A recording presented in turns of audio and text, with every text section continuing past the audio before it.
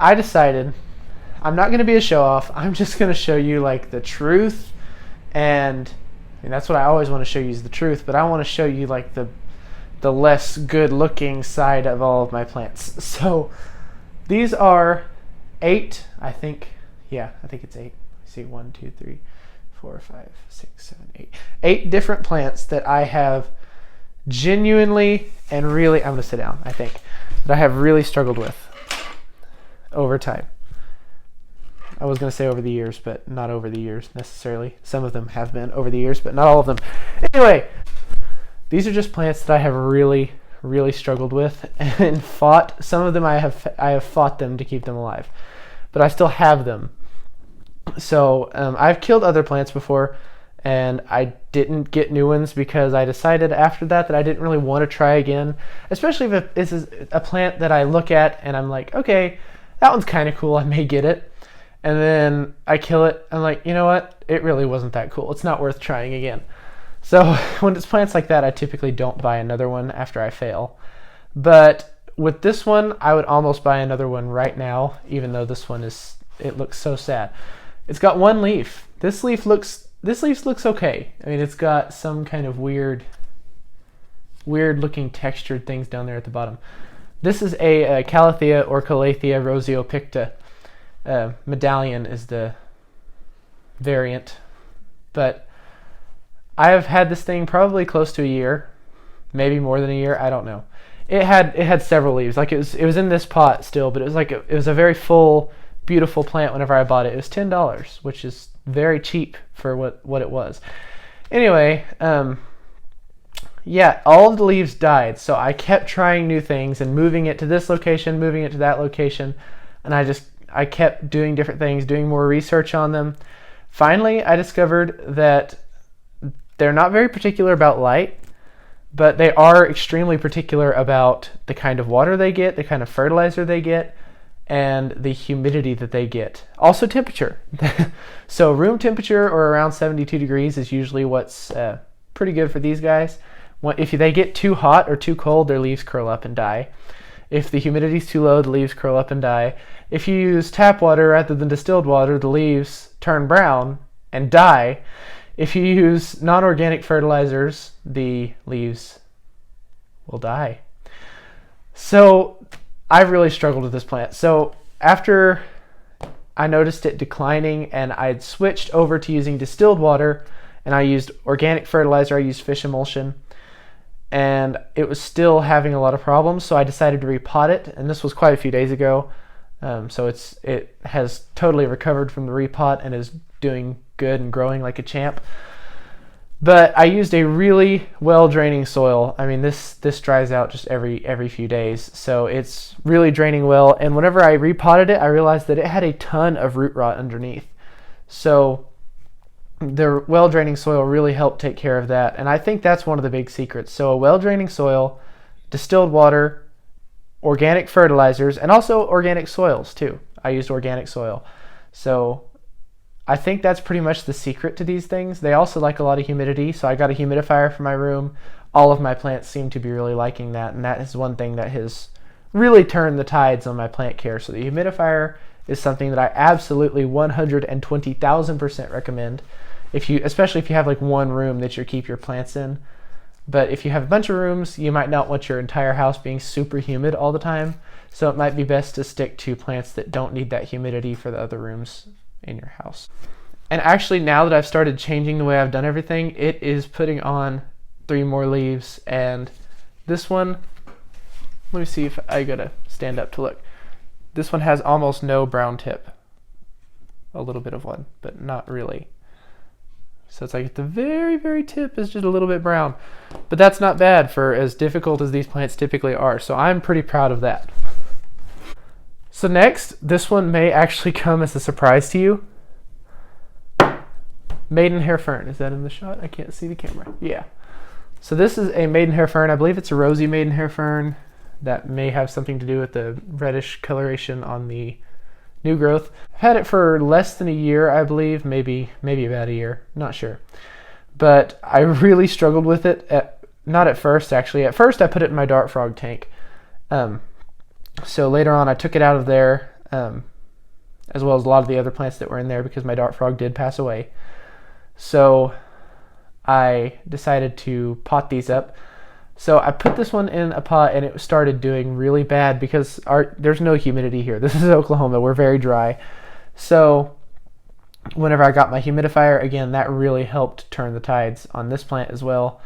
And all of the other ferns actually that I have, that has really saved the day now that I have a humidifier. And I found out that was the secret. So I even put moss, I don't know how well you'll be able to see that, but I even put moss underneath just to try to bounce out the humidity a little bit.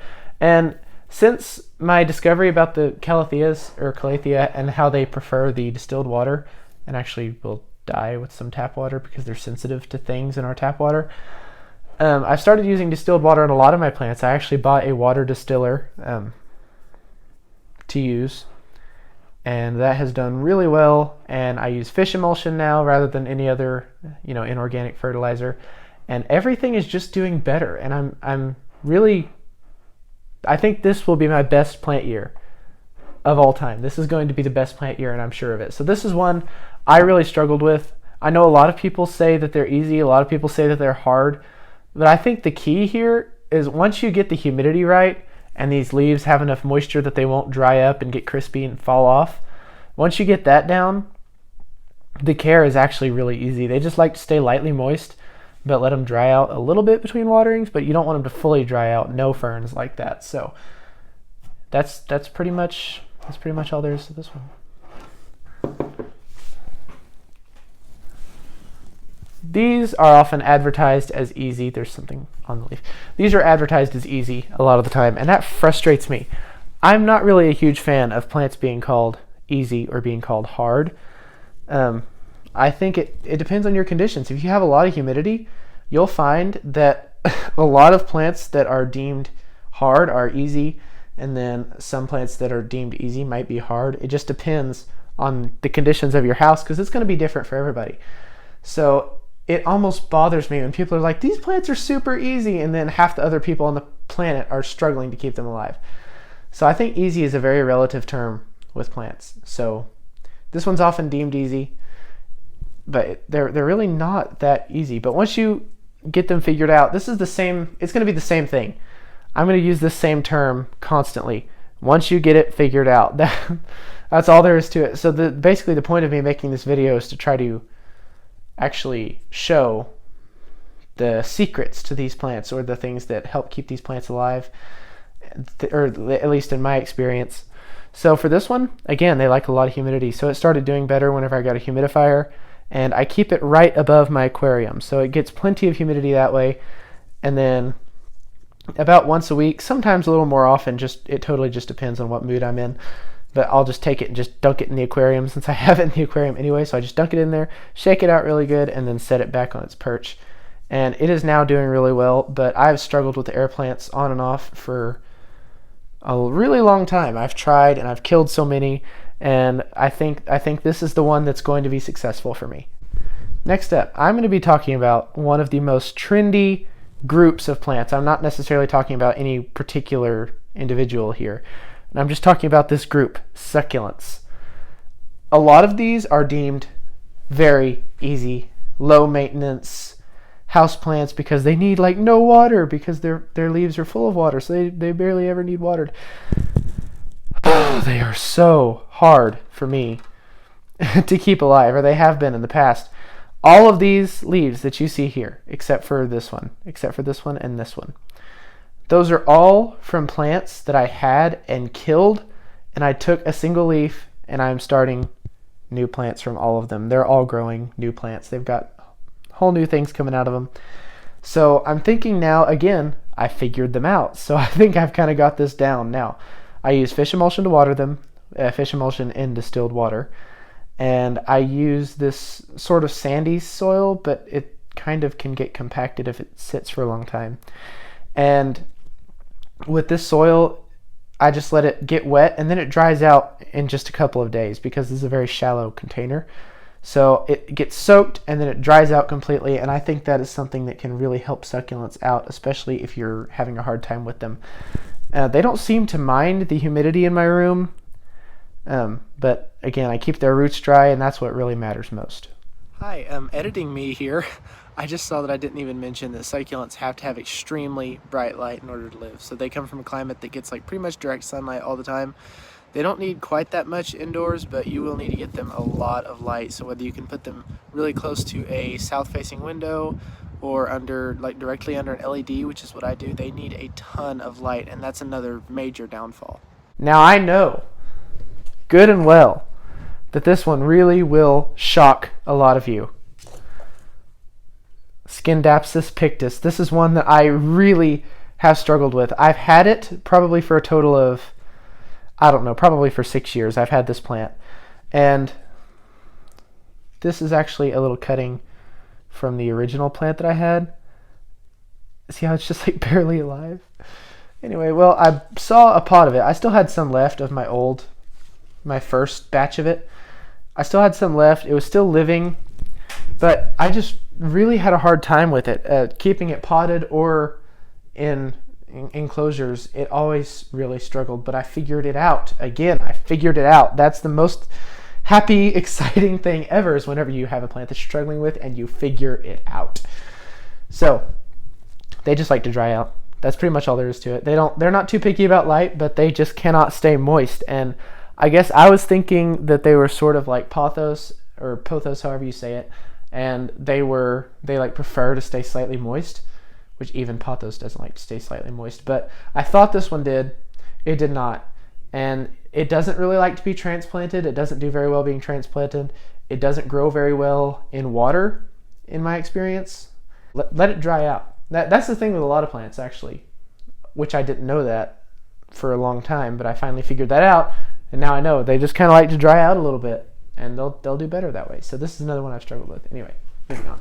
This one may not be a surprise to some of you. These are not necessarily deemed easy, I don't think. Staghorn Ferns. I have tried to mount them in the past. I've tried to grow them from spores in the past, which, that's not a huge deal. Failing with spores, they're kind of difficult. But I have killed them. I have killed a lot of them. That's not true. I haven't killed a lot of them. I've killed a few. So the secret with these, they like to stay lightly moist. They're ferns. All ferns like to stay lightly moist. So I'm actually keeping these potted. I'm going to keep it potted because mounting it just has not worked for me for any of the Staghorn Ferns that I've tried. Maybe eventually I'll try, but I used sphagnum moss and everything, followed a lot of the directions of a lot of different people that I've watched and listened to and read about, and it just didn't work for me.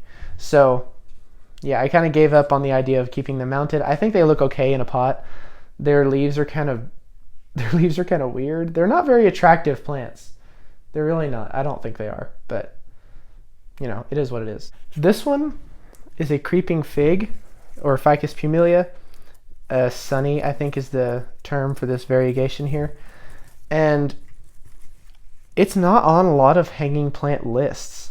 It's one, I almost never see it in videos. I almost never see it much online. It seems like a lot of reptile keepers use it, for their creatures and in their enclosures. And it does really well in there. But why is that not focusing? There we go. But this one has done really well as just a house plant so far. So what I figured out about this one is my last one I had was not variegated. So when they're not variegated, they like a lot more light, it seems like anyway. And they also like to stay lightly moist. These do not really like to dry out at all. And that's the issue that really made me struggle with a lot of plants, is it just varies so greatly from plant to plant whether they like to dry out between waterings or not. Most of them do, and then some kind of like to mainly dry out. They like a well-draining soil, so the bulk of the water goes through, but a little bit sticks to their roots so they can actually wick that up and then, hold on to it for a while. So it just really depends on the plant whether or not they like to dry out between waterings or not, but as a rule, most will do fine drying out between waterings, but I don't want to say that all of them will, because not all of them will. So I'm going to get a little bit closer for you to see. So I keep this one on top of my aquarium, so it has quite a bit of humidity, and it also has pretty bright lighting, but I plan to put it outside. There's some dead stuff. I plan to put it outside this summer because dead leaves. It grows really well outside here anyway.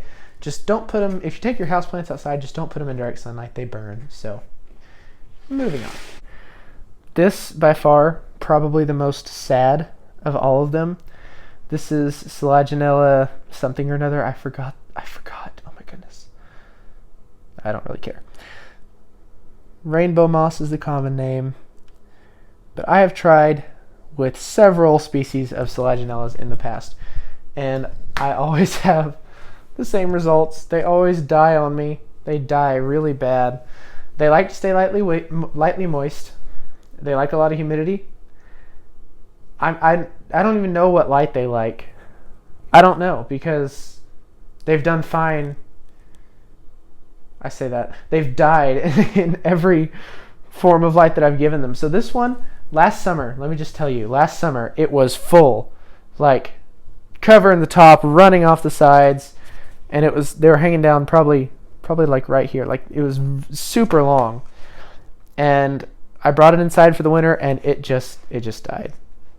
Except for these two little sprigs. But now it's almost summertime again, so I'm thinking if I take them outside and move them back out in the sun, not in the sun, no. If I take them back outside and put them under the porch where it's warm and humid, I think they'll start growing again. I don't know how big they'll get before the wintertime. But this is the best I've ever done with them indoors. Shocker, I know. So I've had them before, like entire plants that I've just killed. But now I've got these two little sprigs. I actually have another one in a little terrarium thing. But I have these two little sprigs, and they're doing just fine. This is a Peperomia clusifolia propagation. Just ignore that. Ignore it. It's not there. Just pretend it's not there. Okay. So there you have it. I hope this video was helpful to you guys, or to some of you who have also struggled with these plants. Maybe you haven't struggled with these plants. Maybe I'm just a failure for having struggled with them. I don't know. But I'm just sharing my experience and showing off some of my less Instagrammable plants, because some of my plants are beautiful. You know what? I'm going to get you some bonus footage. I'm going to show you some of my plants that are actually pretty. Look at this shelf full of Instagrammable plants. This weird little begonia rex. Look at it. It's so weird, but it's pretty. This one too. It's also, I'm not sure I would call this one pretty, but it's just a begonia. So rabbit's foot fern and all these other things, it's all so pretty, but these are my more Instagrammable plants. These are the ones that I would like to show you. But showing you the pretty plants and being like, oh yeah, this plant's super great, that doesn't help you. That doesn't help you at all. It doesn't help anybody. It doesn't help me either. It's more fun to show you the pretty ones, but it doesn't help. This is a kangaroo paw fern. Yeah, so here's some pretty plants in case you were deprived of them.